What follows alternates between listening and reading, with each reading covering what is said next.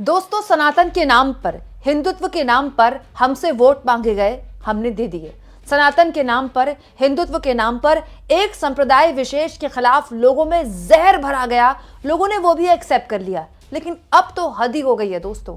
खुलेआम सनातन के नाम पर सनातन का जो अपमान हो रहा है, मैं ये सोच रही हूं कि ये सब देखकर अंधभक्त और मोदी सपोर्टर क्या सोचते होंगे, उनके मन में क्या आता होगा। क्या उन्हें बुरा नहीं लगता? दोस्तों, हमारे जैसे लोग तो खैर एंटी नेशनल हैं, हमारे जैसे लोगों को तो राष्ट्र विरोधी घोषित किया गया इन लोगों द्वारा, लेकिन हम भी सनातनी हैं और इनसे ज्यादा गहरे सनातनी हैं, क्योंकि हम अपने आप को कट्टर हिंदू नहीं कहते हैं, लेकिन हमारे दिल में जो सच्चे हिंदू की सारी मूल्य हैं, जो आधार है, कम से कम हम उन्हें संजोने की कोशिश करते हैं। और दोस्तों, उन्हीं मूल्यों के आधार पर, उन्हीं संकल्पों के आधार पर मैं एक सवाल पूछना चाहती हूँ एक सनातनी के तौर पर, कि ये सब कुछ जो हमारे देश में खुलेआम हो रहा है, ये कब तक चलता रहेगा? और हम ये सब अपने सामने होता देख रहे हैं। ममता कुलकर्णी महामंडलेश्वर बन गई हैं। आईआईटी बाबा कह रहे हैं कि पिछले जन्म में वो कृष्ण भगवान थे। और रवि किशन तो हद ही कर गए। रवि किशन तो कह रहे हैं कि उन्होंने साक्षात भगवान शिव को अपनी आंखों से देखा है। दोस्तों, ममता कुलकर्णी जो 90s के दौर की सबसे हिट एक्ट्रेस में से एक थी और उस वक्त की मल्लिका शेरावत थी। मुझे याद है ममता कुलकर्णी के गाने, ममता कुलकर्णी के आइटम सॉन्ग्स बहुत पॉपुलर होते थे और ममता कुलकर्णी हॉट केक थी उस वक्त बॉलीवुड में। लेकिन जब वो अपने करियर के पीक में थी, उस वक्त उनका नाम अंडरवर्ल्ड से जुड़ा और उसके बाद वो देश से भाग गई। उसके बाद उनसे बाकायदा ड्रग्स उनसे मिले, ड्रग्स की बरामदगी हुई ममता कुलकर्णी के पास से। बाकायदा 2016 में मुंबई पुलिस ने उनके खिलाफ अरेस्ट वारंट भी इशू किया था। अपने दौर में ममता कुलकर्णी ने एक मैगजीन के लिए टॉपलेस फोटोशूट करवाया था, जो कि बहुत नॉर्मल बात है। वो तो लगभग आज के दौर में हर एक्ट्रेस करवा रही है, तो कोई बिग डील नहीं है। लेकिन हाँ, उनके अंडरवर्ल्ड कनेक्शन के लिए सालों तक वो देश से दूर भी रहीं और फिल्मों से तो खैर वो दूर रही ही। लेकिन अब जब उन्होंने वतन वापसी की है, तो पिछले काफ़ी दिनों से मैं उनको देख रही थी, वो मीडिया में काफ़ी एक्टिव रहने की कोशिश कर रही थी, वो इंटरव्यूज़ वगैरह दे रही थी। लेकिन सबको हैरानी तब हुई जब वो सीधा महामंडलेश्वर बन गई। दोस्तों, किन्नर अखाड़ा सनातन धर्मों के 13 प्रमुख अखाड़ों में से एक है। मतलब ये वो अखाड़ा है जिसके साथ आप जुड़कर भौतिक संसार से भी जुड़े हो सकते हैं। इसीलिए इस अखाड़े के साथ जुड़ी ममता कुलकर्णी, हालांकि उन्होंने कहा है कि वो फिल्मों से दूर हैं और वो फिल्में अब नहीं करेंगी, लेकिन अब उन्हें महामंडलेश्वर इस अखाड़े ने बना दिया है। दोस्तों, कौशल्या नंदगिरी ने बताया है कि ममता कुलकर्णी का पटाभिषेक कर दिया गया है और उन्हें नया नाम दिया गया है यमई ममता नंदगिरी। और यमई ममता नंदगिरी ने कहा है, यानी कि ममता कुलकर्णी ने कहा है कि अब वो सनातन का प्रचार करेंगी और बड़ी भावुक हो गई थी जब उनका अभिषेक किया जा रहा था। तो और अब वो हमें बताएंगी कि सनातन क्या होता है।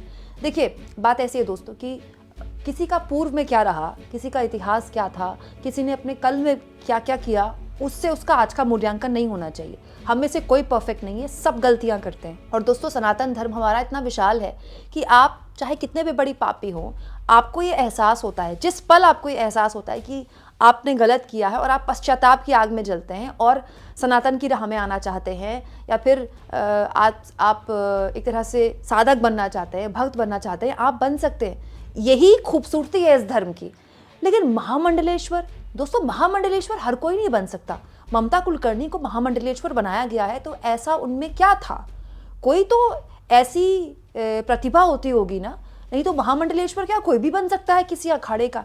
महामंडलेश्वर तो बहुत बड़ी उपाधि है और वो ममता कुलकर्णी को दे दी गई है। ये सब कुछ अपने सामने होते देख रहे हैं अंधभक्त। अब नहीं हिंदुत्व का अपमान हो रहा है। दूसरी ओर आ जाइए दोस्तों, आईआईटी बाबा के लिए।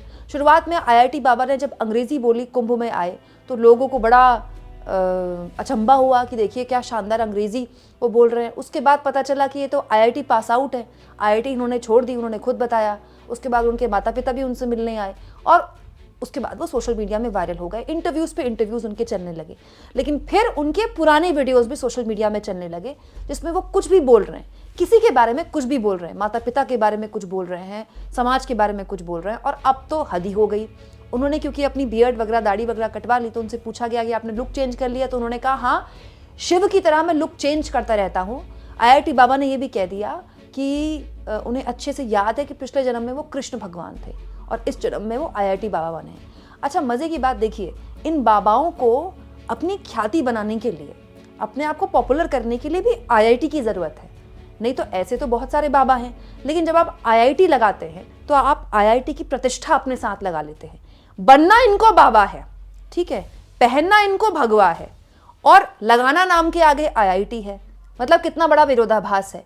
और ऐसे लोगों की भी खुलेआम एक्सेप्टेबिलिटी है। मतलब आप सोचिए, सड़क पर खड़े होकर अगर कोई आज कह दे कि मैं पिछले जन्म में कृष्ण था, तो लोग या तो उसका मजाक उड़ाएंगे या उसको कहेंगे पागल, या फिर अगर अंधभक्तों के हत्थे लग जाए तो पिटपिटा जाएगा वो।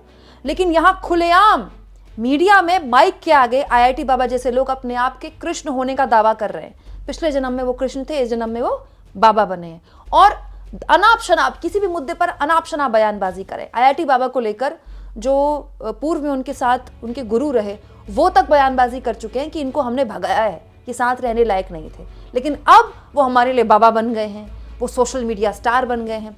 अब आ जाइए दोस्तों रवि किशन के बारे में।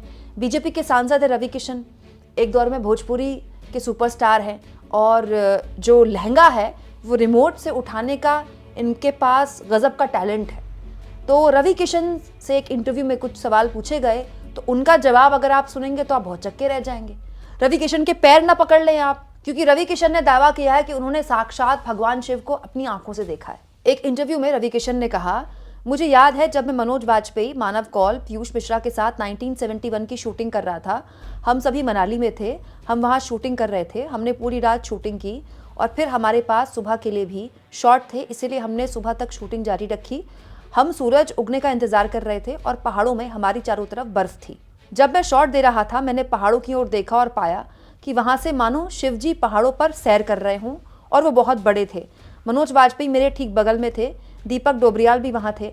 मैंने उनको भी देखने के लिए कहा। मुझे नहीं पता कि मनोज ने उन्हें देखा या नहीं, या शायद उन्हें लगा कि मैं कुछ और देख रहा हूँ। तो मनोज वाजपेयी नहीं देख पाए शिव जी को, ठीक है, बाकी जो को स्टार्स थे वो भी नहीं देख पाए, लेकिन रवि किशन कह रहे हैं कि उन्होंने शिव जी को ऐसे पर्वतों से जाते हुए देखा। कब? जब वो मनाली में शूटिंग कर रहे थे। कहाँ मनाली और कहाँ कैलाश पर्वत, लेकिन रवि किशन देख सकते हैं क्योंकि वो बीजेपी सांसद हैं। और रवि किशन कुछ भी बोल सकते हैं क्योंकि वो हर हर महादेव के नारे लगाते हैं। जब वो बिग बॉस में थे तो भी हर हर महादेव के नारे लगाते थे, आज वो बीजेपी सांसद है तो भी हर हर महादेव के नारे लगाते हैं। नारे तो दोस्तों कोई भी लगा सकता है, महादेव थोड़ी अपने भक्तों में भिन्नता करते हैं। लेकिन जितना मुझे ज्ञान है दोस्तों कि जो स्वयं महादेव, देवों के देव महादेव को अपनी आंखों से देख ले, उसके पास उसके बाद उसको देखने के लिए कुछ बचता नहीं है, उसको भौतिक जीवन में कुछ अच्छा ही नहीं लगता है। ऐसे बहुत से महापुरुष हमारे बीच हैं, आप उनको एक नज़र भर देखें तो आपको ऐसा लगेगा कि स्वयं कोई साक्षात कोई परब्रह्म सामने बैठे हुए हैं। दोस्तों जिसको स्वयं शिवजी ऐसे दिख गए ना, उनको तो भगवत प्राप्त संत कहा जाता है। उनके तो चेहरे की लालिमा ऐसी होती है कि उनको देखकर आदमी निहाल हो जाए। लेकिन रवि किशन कहाँ धक्के खा रहे हैं? बीजेपी के सांसद बनने के लिए यहाँ वहाँ लोगों के वोट मांग रहे हैं, यहाँ वहाँ एक्टिंग के लिए परेशान हुए जा रहे हैं, यूट्यूब चैनलों को इंटरव्यू दिए जा रहे हैं। जिनको साक्षात शिव ने दर्शन दे दिए, वो उनके पास जीवन में और कुछ पाने के लिए कुछ बचा ही नहीं होता है। मैं तो ये सोच रही हूँ रवि किशन के तो जाके अंधभक्तों ने पैर पकड़ लेनी चाहिए, लेकिन कौन यहाँ किसको क्या ही बोलेगा। दोस्तों आज के दौर में जब खुलेआम हिंदुत्व के नाम पर पॉलिटिक्स होती है, हिंदू खतरे में है के नारे दिए जाते हैं, सनातन के नाम पे वोट मांगे जाते हैं, मंदिर पर पॉलिटिक्स होती है, ऐसा भौंडा प्रदर्शन हमारे देश में हिंदुओं के बीच हो रहा है और तब किसी को बुरा नहीं लग रहा है, तब किसी के दिल में दर्द नहीं हो रहा है, तब किसी की धार्मिक भावनाएं आहत नहीं हो रही हैं। आप इस मुद्दे पर क्या सोचते हैं दोस्तों? कमेंट बॉक्स में जरूर लिखें और जितना हो सके चैनल को शेयर करें, सब्सक्राइब करें और थैंक्स और ज्वाइन के ऑप्शन से अगर आप चाहें तो कुछ आर्थिक मदद भी चैनल की जरूर करें।